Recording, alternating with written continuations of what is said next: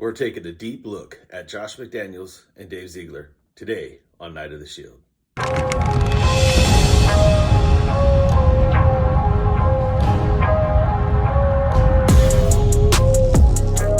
Good morning, nation. Welcome to another episode of Night of the Shield. I'm Jason Smith, aka the Oakland Knight, and today we are going to take a deep dive into the coaching situation that we find ourselves in today, Saturday, January 29th. McDaniels is in town. He's getting an interview, and we're going to talk about it. First, if you're new here and you're not yet a subscriber, please think about hitting that subscribe button and that notification bell so you can be updated every time I drop another video. And, if you've been here a while, please hit that like button and make sure that notification bell is plugged so you can be updated every time I drop a video. I've been sitting around waiting patiently, waiting for the opportunity to kick off my 2022 season here on YouTube, and I've been waiting for some kind of movement, GM hire primarily, and then obviously the head coach thing. And there's a lot of stuff that's come out. I've thought about coming on and talking about it, but I didn't want to jump the gun. But I think what we're dealing with right now is probably what the Raiders are really truly thinking about going. And there's a lot of, once again, surprise, surprise, everything in this world is a 50-50 thing, and everybody's drawing the line in the sand and saying absolutely not. And they're basically basing the idea that McDaniels is not good enough because of what happened in Denver and what he did to Indianapolis. Now, the consensus that I keep hearing people talk about is second chance, and I'm 100% all about second chances, heck, even sometimes third if need be. You have to look at the character of the person. You have to look at the whole picture, not just a small portion of the picture. And to be quite honest, 2 seasons in a franchise, in an organization, is not enough time to change the culture. It's not like at that point in time Denver was anything special, okay? They weren't. They were still trying to find their way after Elway. So that's number one. I think the biggest problem that I have with his stint in Denver would have been the fact that, he caught with camera as well, the cheating, that is something that carried over. And I think young and dumb, looking to come out and make a big difference. This is where I believe the second chance needs to come into play in that particular situation, for myself anyway. But what I'm intrigued by the most, I think, is Al Davis's thought process in this whole thing. Whether or not you want to tie Dodds into Harbaugh or not, it looks like Mark is really trying to find a true camaraderie match to bring in as GM and head coach. And I think that is extremely intelligent. Oftentimes you see coaches or GMs fall due to the fact that there's no camaraderie. There's not on necessarily the same page. When you look at Ziegler and you look at McDaniels, these are guys that date all the way back to high school and college, and they did Denver, went back to New England together. These guys have been working together and been friends for over 20 years. So I think definitely you're going to get camaraderie there. I think it's very, very smart to make sure that not only you're on the same page, but you actually genuinely like each other, which seems to be the case with these two gentlemen. I guess my biggest concern, I'm going to start with the con first, because I really only have one con. And it's not even really truly directed at the two gentlemen up for the positions here. It's Mark's thinking, okay? Mark is, I think he's surrounded him. He's definitely with some people. I have no reports or no idea who he's doing and conducting these interviews with. But I was reading a Dodds report, and where they said Mark Davis and others were very impressed with the Dodds interview. So it's definitely more than Mark that's making all these decisions. And I know not only myself, but others have been talking about who's making these decisions right now. I understand there has to be a general manager hire, right? And that is primarily what he's been focused on, is general managers. Now he's getting into the coaching realm, and I'm just kind of like, well, wouldn't you want your GM to be a part of that? Well, what if your GM was I guess I'm not going to use the word best friend, but obviously someone that you're very close to. If you're talking about Ziegler and McDaniels, like what would be that connection there? And it's obvious, right? This is where I think this is why they're going to go that way. You know, you were impressed by a lot of GMs, Ziegler being one of them. Now your first real interview, your first true head coaching interview that fits is McDaniels, and it was one of the rumored top picks for you. My problem with it, guys, is there's that old saying, often imitated, rarely duplicated. I don't want the main focus to be the Patriot way.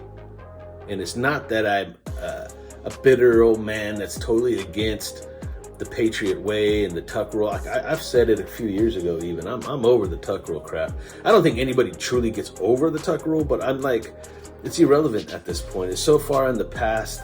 And we have to recognize where greatness is due, right? And the Patriots have built something over the course of the last 20 years that everybody would love to imitate and duplicate. But it's not so easy. It's not so easy. We see it done all the time. Everybody's looking to pluck from a coaching tree or try to run something similar, get a certain style of quarterback or player to come onto an organization and a team to think that the results are going to be the same. And we're just all too different. It doesn't matter who you work for. Yeah, I guarantee you these two gentlemen are going to bring over a ton. Okay, the foundation, the primary foundation of what they would do here is going to be Patriot setup. They're going to have that Patriot mentality, which is a good thing. It's not a bad thing. But, you know, you're going to have to give it time because they're going to develop as individuals and they're going to want to do their own thing. It's going to be the foundation should be there, but it's not going to look exactly like a Bill Belichick ran organization. It's just not. He's not Bill Belichick. So I just hope that Mark understands that, and Mark actually gives it time to develop. Now, I'm going to compare another set that people had pegged. All right, so I'm going to do the Dodds, Harbaugh, and I'm going to do the Ziegler and McDaniels, and I'm going to tell you why I like the McDaniels and Ziegler choice over the Dodds and Harbaugh. Because primarily, okay, Dodds and Harbaugh worked together in 2003, and that word work together just means in the same building, right? I don't think there was much relationship between Dodds and Harbaugh as a quarterback's coach and a scout.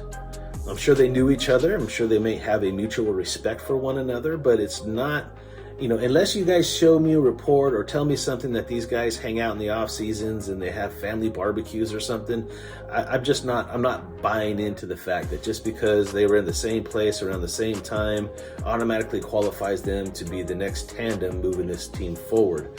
Also, you're looking at Harbaugh. Harbaugh's 58 years of age, right? And I know his resume is superb. It truly is. And if we get an announcement that Harbaugh is the guy moving forward, I'm not going to be upset by all means. My only concern would be power and just the camaraderie between him and a guy like Dodds, if that was the package deal, right? But when you look over at Ziegler and McDaniels, like we just got done talking about, these guys have been friends for over 20 years.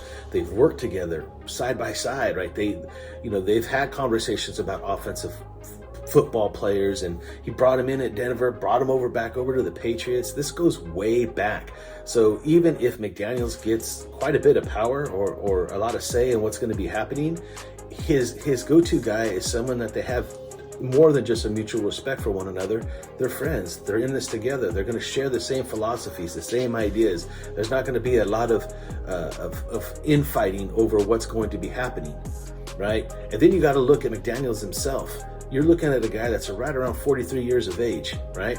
This guy has over 20 years left in his career. A lot of these coaches go well into their 60s.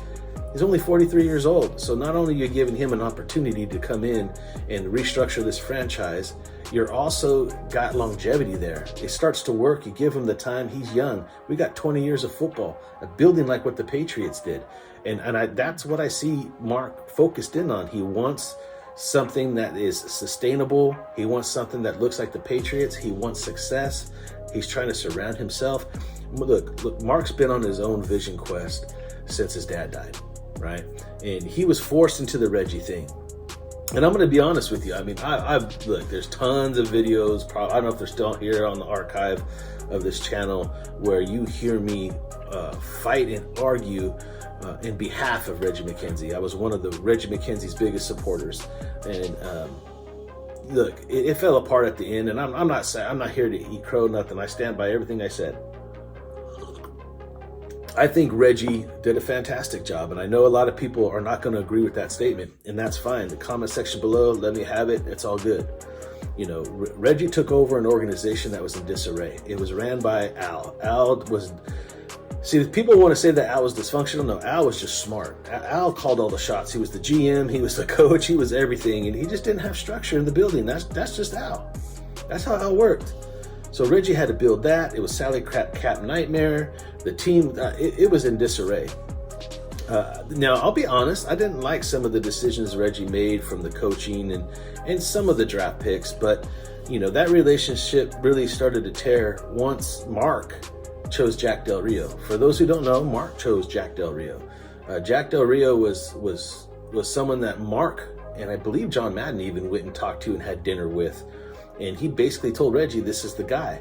The day that Jack signed his contract, before he did, he had like a 2-hour meeting / interview, whatever you want to call it, with Reggie McKenzie. That relationship obviously didn't last long, and Mark once again fired Jack and brought in Gruden. Now, I don't even think there was no need for Reggie to sit down with John. It was just going to be John, and that was it. That relationship we already knew was not going to last. He was gone in a year, and it was John's show. And one of the first things John said, he wants a Patriot way. Gruden wanted to try to build something like the Patriots, but John don't know what really happens over there. So John was building his own thing. But I think Mark liked that idea, and I think Mark is going after that idea. And I think that it is a perfect fit when you look at what's going on now. They're going to talk about what happened in Indy. They'll get into the details, and from what I hear, the reasoning behind it is justifiable. It's not something that he's just a punk, right? And I know he's got a bad rap. He didn't have enough time to do anything in Denver, and he's extremely successful under an organization that runs a very tight ship. They're known to be very methodical in everything they do, even to their cheating ways, which is where he probably got the idea to try to film practices to begin with. But nevertheless, I think he's more than matured. He's a family man. He's young. From an offensive perspective, he's extremely talented. I'm not going to get into whether or not he keeps Carr. I'm going to let that play out because I'm tired of that battle. I don't want to get into that battle, but I do believe he keeps Carr if Carr's on board, and Carr and this whole David and Derek thing doesn't get out of control and like it is on Twitter and social media, like most things do all the time. I think there's a lot of opportunity for this football team, this organization, to take the next step. Anybody who thought it would be easy after Al died, you're sadly mistaken. And I know a lot of people ride and give Mark Davis a bad time. But if you really look at some of the things that Mark has been able to accomplish in his personal life for the Raider organization, and how he's been able to, even though he's had to take a few lumps, even last year with the whole John Gruden thing, he's taken his lumps, but, he's earning and trying to gain respect with the league in the process.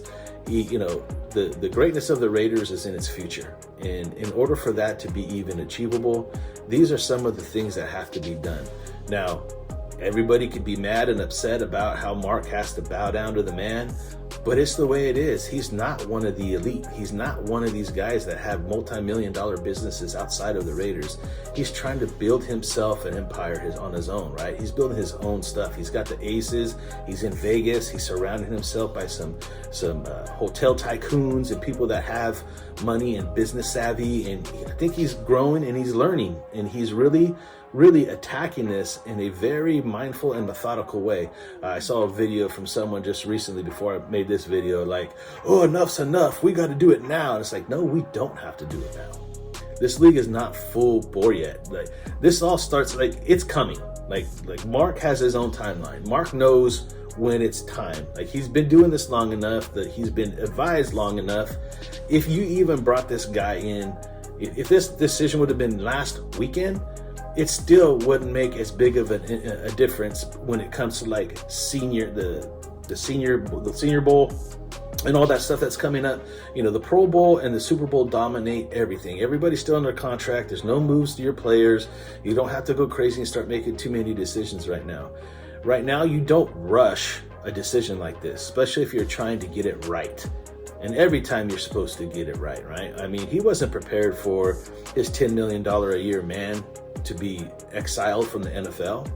You know, he wasn't expecting, you know, one of his, you know, all these players to start just falling off the wagon in Vegas, which is going to be a whole nother conversation. What I believe the Raiders need to do to solidify themselves in Vegas and the temptation that's out there. We'll talk about Vegas in general. It's a hard place to adjust to, even as a vacationer.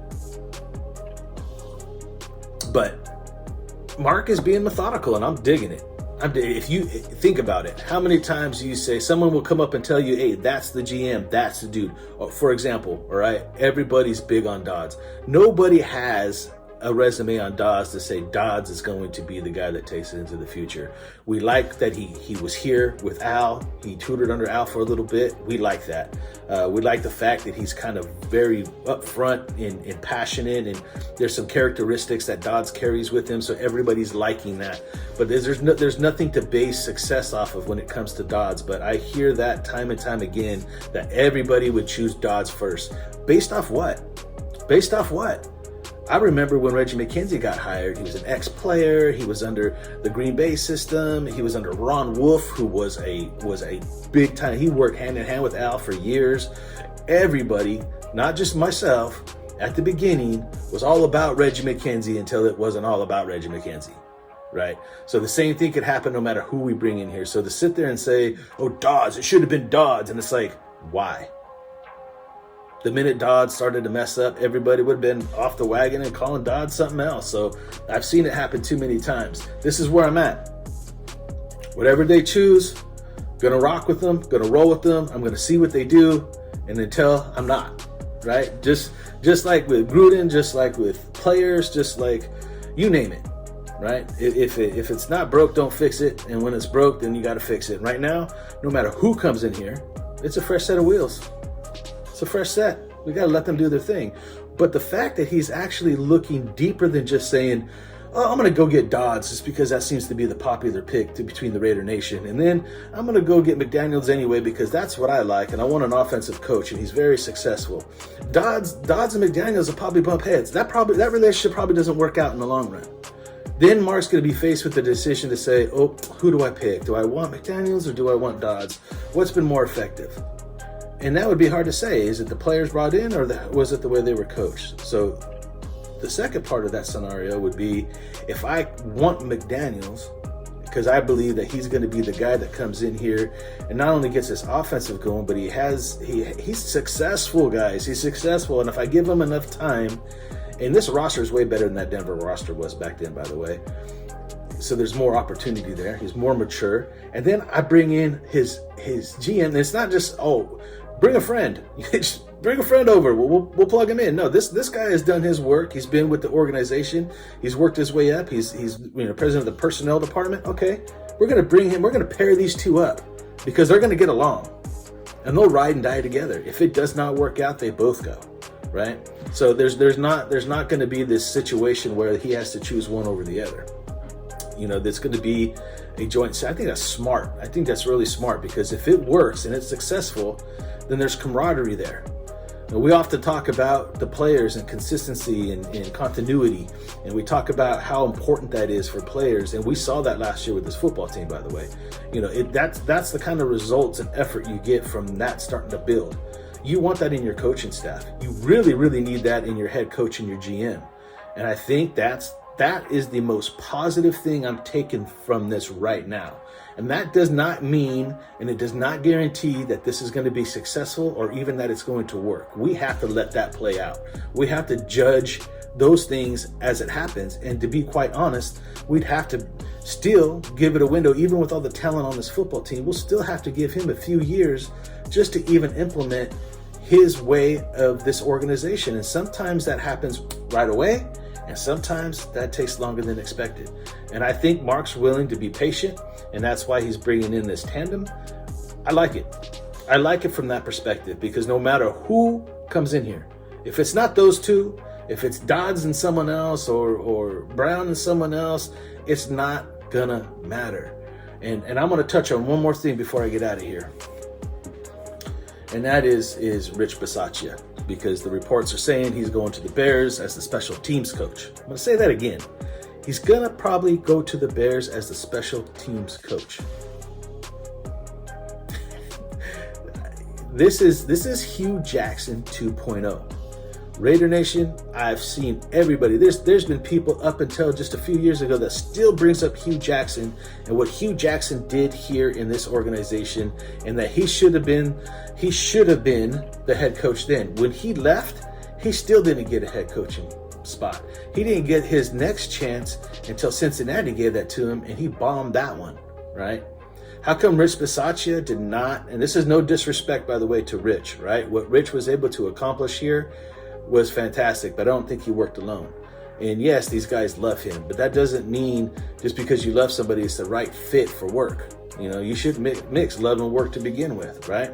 So when you see him leaving the organization to go to the same position he had in that organization, look, that's common. Once you had most interim head coaches don't just go back to what they do. They leave, right? Which is what is happening. But he hasn't got an interview. He hasn't had an opportunity with any 31 other teams. And what he did was great. You would think, a lot of us think that he should have a shot. But I guarantee you, the combination of Josh McDaniels and Dave Ziegler is so much better than Rich Bisaccia and anybody else you put in there. They'll bring a staff, they bring a culture. We don't know enough about Rich, and we just don't, right? I know we loved what he did. We made it to the playoffs. We like it. We don't want that feeling to go away. We want the players to stay together. And with Rich comes a lot of uncertainty, man.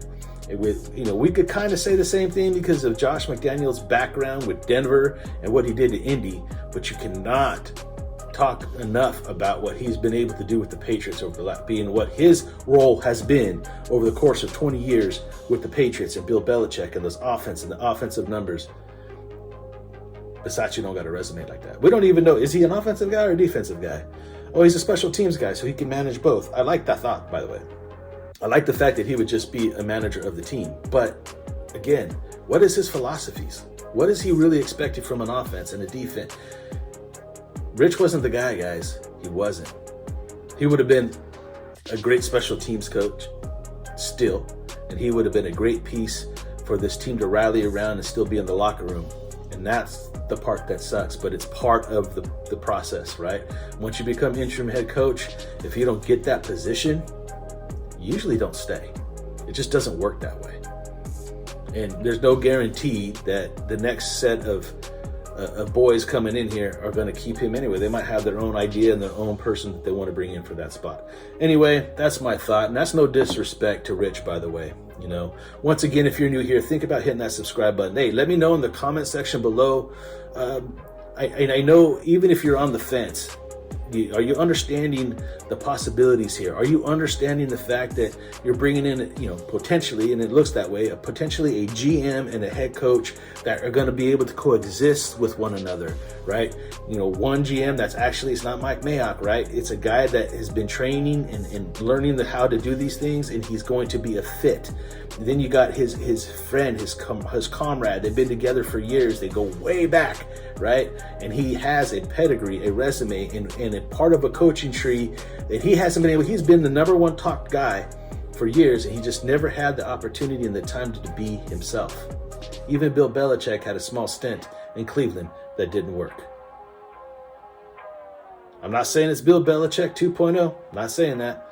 But if he can, and come in here and develop that program, his own way of that program, and it's successful, we have a 43-year-old head coach that gets it. On paper, it's smart. Nothing is guaranteed. I think it's the right call.